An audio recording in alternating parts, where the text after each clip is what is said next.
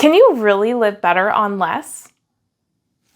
In today's video, we're going to be talking about some case studies from actual clients of mine that have relocated to the Pacific Northwest and were able to go from two-income households to single-income households through their relocation. And so I'm really excited to share some of their stories with you and see if it's something that you might want to accomplish, if it's a goal of yours. So if that's something you're interested in, stay tuned.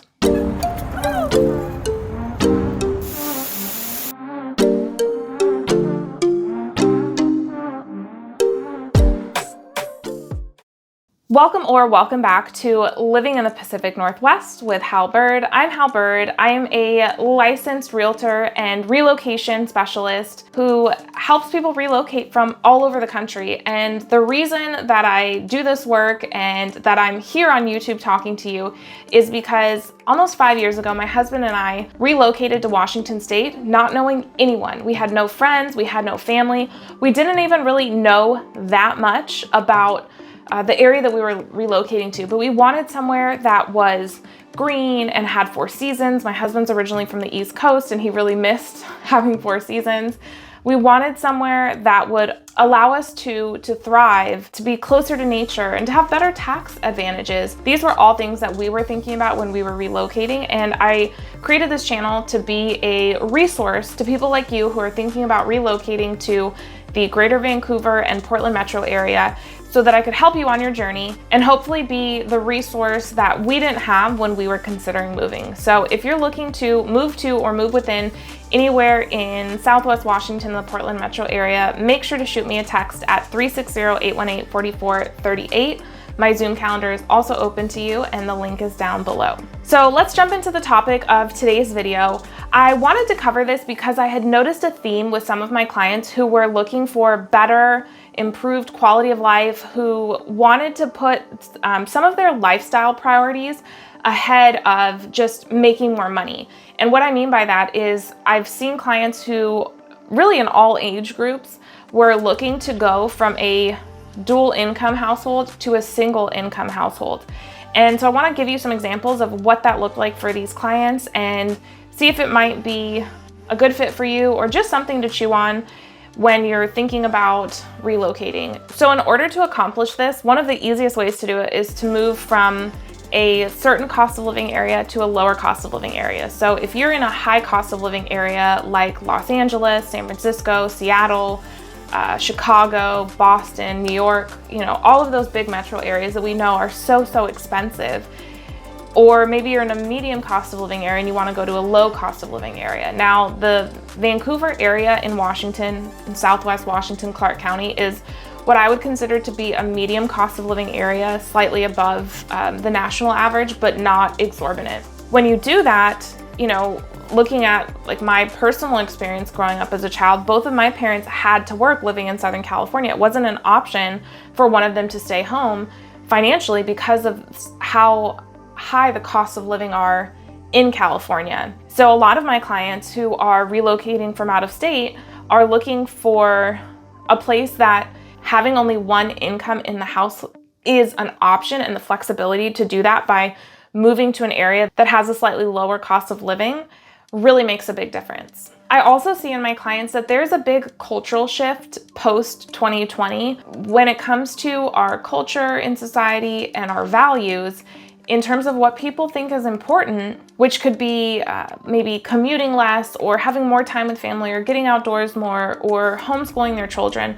Whatever the case is, I've definitely seen this shift in perspective, and I think that that's spurring on a lot of the motivation to go to a single income household. So we're gonna be talking about actual case studies from my clients, and we're going to change their names for their protection and privacy. That's the utmost important to me, to protect my clients' information and privacy. It's one of the pillars of being a realtor when it comes to confidentiality. Attorney and client privilege. Realtor client privilege. Realtor client privilege. Because let's face it, not everything in life ties into just gaining more material objects or having more money. And a lot of my clients are choosing not to pursue more income, but to pursue more fill in the blank, fulfillment, time, quality of life, freedom, and less house materials or income. And one of the best things about going back to moving down on the scale of cost of living is that you don't necessarily have to decrease your lifestyle if you're relocating to accomplish this goal. Now, what's a little sweet spot about living in this part of the West Coast is that we have cheaper housing than a lot of markets along the Pacific Ocean. So whether you're talking about Honolulu, San Diego, Orange County, LA, we'll just move up north, right? Santa Barbara, Bay Area, Seattle, you know, all of these areas have much higher costs of living than the Portland metro area and higher housing prices.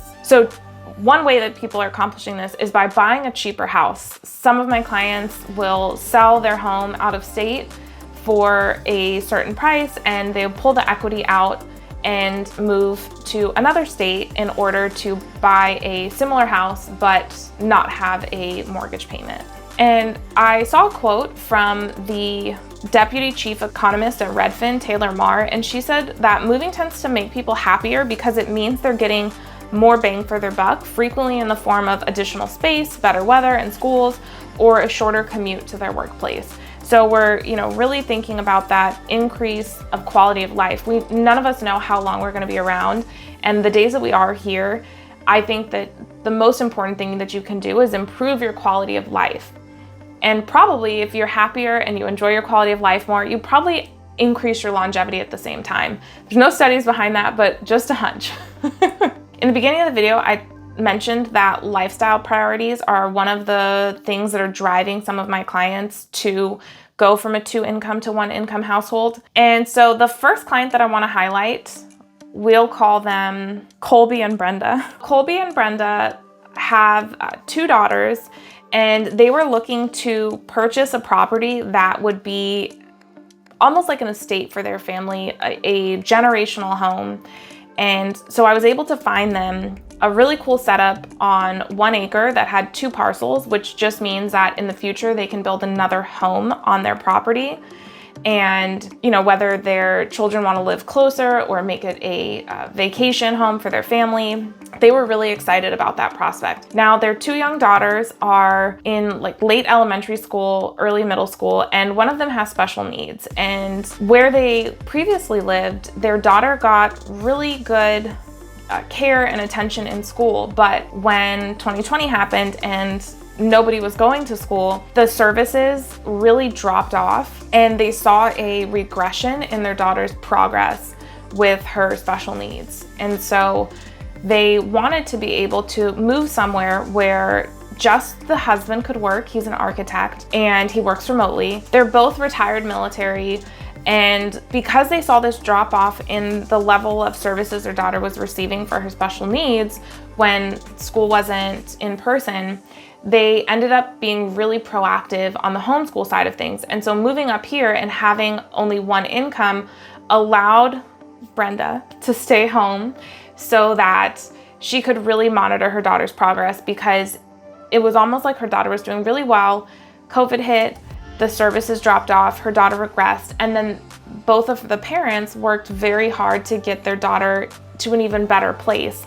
And they got her there, and they really wanted to keep investing in her progress in school, with her special needs. So that was something that they were able to do by relocating from a high cost of living area to a medium cost of living area. My next client, Laura and Bob.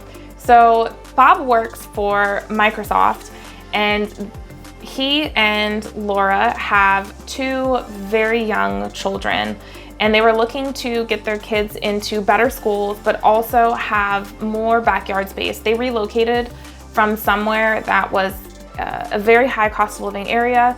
They had purchased a townhouse a few years ago, probably I think sometime between 2016 and 2018. And they were tired of shared walls. They had a small backyard, and their kids were bouncing off the wall. And going back to 2020, when the husband really started working from home a lot more and wasn't traveling, it was very difficult in their townhouse for him to take the conference calls that he needs, because he works, like I said, he works for Microsoft, and he's dealing with international teams. So he deals a lot with people in different time zones like India and Europe and things like that. And so Number one, it was tough on his kid's bedtime because he sometimes has to take conference calls in the middle of the night. And then also when they are awake and they're, super energetic and bouncing off the walls, it can be disruptive to his work. So they were looking to not spend more money, spend about equal to what they had in the area they moved from, but they were looking for more space, more backyard and not shared walls. And they got a fantastic property in Prune Hill. And it's allowing them now to have one income. Previously, Laura, the wife, she worked per diem as a nurse, and she's more in the role of staying home, at least with her kids they have 2 children that are under the age of 5. Once both kids are in school, she might go back to working per diem, but moving up here has allowed them some flexibility. Kids are a big focus and reason and motivation for the clients that are moving here, going from 2 incomes to 1. The next example of clients I'll give them the names Will and Darcy. And Will is a physician and Darcy has a nursing background, and they also have 2 young children, and they wanted to, very similar, have the flexibility where they can have more time with their kids and not have the financial stress where the parents can walk their kids to school. One of them just started kindergarten this year, and she's so cute. I love her. She always makes me laugh. And so their motivation was a lifestyle factor, to have a parent in the home for their children as they're going to school, so that their children can grow up with that presence in the household, versus what a lot of Gen Xers grew up with. So I've heard, I'm a millennial, which is like that whole concept of being a latchkey kid. You walk yourself to the bus stop, you take the bus to school, you get off, and you go home while your parents are at work. A lot of people are reevaluating their priorities and realizing that they do want to be there for their kids, and they want to be able to pour more into their kids versus just having that additional income from working. Now, what if you're at the end of your career and you might have one spouse who's looking to retire and the other who is going to continue working? And so I have a fair amount of clients who've done that as well. So in this example, my next clients, Tina and Kyle retired earlier in the year, and Tina still has some years left on her career, some things that she's looking to accomplish and continue working until she's, at retirement age and ready to retire.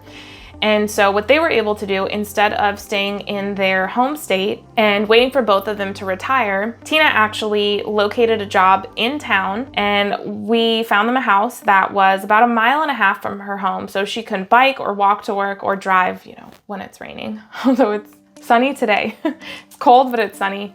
I know you guys like to know the check-in. It's 46 degrees right now in mid-November, but no rain today.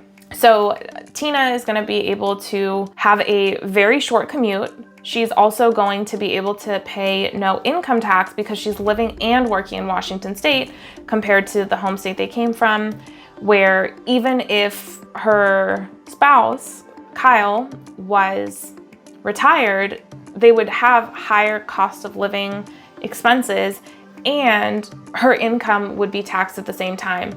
So by moving to the Portland metro area, they were able to not only reduce their expenses in retirement, which, especially with the stock market down this year, I notice a lot of my clients that are retired really focusing on taxes as a way to get ahead, because if you're 65, you don't have another 40 years to keep working where you can ride it out. Like, the nest egg that you built for yourself needs to last you. And one of the easiest ways to extend that is to not pay tax on your retirement income. And then her active income that she's earning right now in her career is also not being taxed on a state income level. Obviously, we still pay federal taxes. So that's an example of some of my clients who relocated where one partner was retiring and the others continue working. And I do have another example of clients like that. They ended up moving to the Philida area and were able to purchase their house cash with the equity that they had. They had raised their kids in one home. They'd bought this home 30 plus years ago and were able to really knock down the balance of their mortgage and the appreciation of that asset, their home, had increased over time, where they were able to pull out enough equity to purchase a home here cash. So when they got up here, one spouse was retiring, the wife was retiring in this case, and the husband was going to continue working, but because they didn't have a mortgage payment anymore, he was able to take his time in finding a job and really ease into the move and take a couple months off. So that was a really big benefit to them. Their children have also moved up here. So we've got the parents, the children, and the grandbabies all up here, going back to those cultural values and lifestyle that, you know, their kids wanted to raise their son in an environment that was different than where they were coming from. And my clients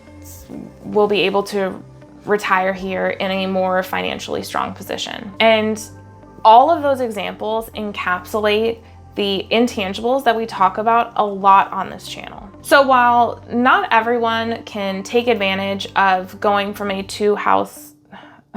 from a 2-income household to a 1-income household, I wanted to put it out there for those of you who might be close to being able to, or considering it, or, you know, maybe you're watching this and you'd love to retire your wife. You know, you'd love her to be home with the kids, or vice versa. You want to be a stay-at-home dad and, you know, your wife has the income to be able to support your family. Whatever your personal situation is, I just want you to know that it is possible to do here. I've had several clients do just that. And so if you want to discuss what that might look like for you and your specific situation, please reach out to me.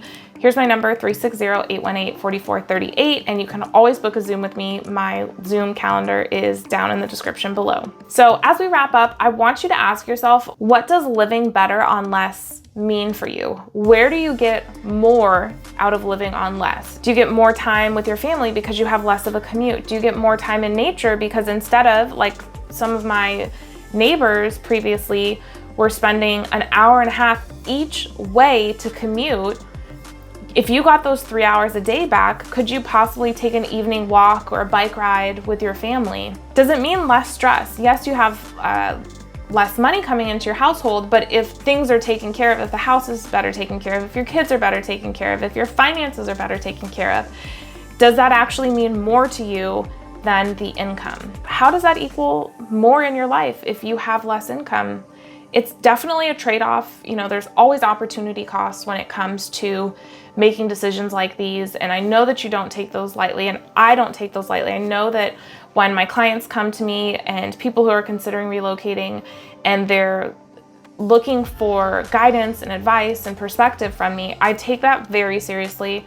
And it's an honor to be able to serve you all and help you as you relocate here and hopefully have an amazing, amazing experience like my husband and I have. It's been 5 years and it's flown by, and we enjoy it more today than we did when we first got here even. So I'll wrap up by saying, if you're looking to buy, sell, or invest in the Pacific Northwest, make sure to shoot me a text, 360-818-4438. I would love to hear from you guys in the comments.